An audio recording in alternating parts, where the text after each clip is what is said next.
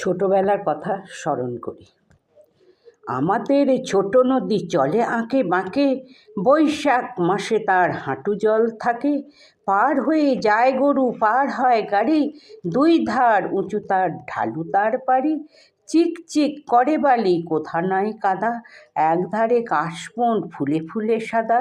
কিচিমিচি করে সে তা শালিকের ঝাঁক, রাতে ওঠে থেকে থেকে শেয়ালের হাঁক। আর পারে আমবন তালবন চলে, গাঁয়ের বামুন পাড়া তারি ছায়া তলে। তীরে তীরে ছেলে মেয়ে নাহিবার কালে, গামছায় জল ভরি গায়ে তারা ঢালে।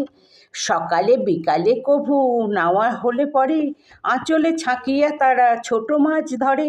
বালি দিয়ে মাঝে তালা ঘটিগুলি মাঝে, বধূরা কাপড় কেচে যায় গৃহ কাজে। আষাঢ়ে বাদল নামে নদী ভর ভর, মাতিয়া ছুটিয়া চলে ধারা খরতর।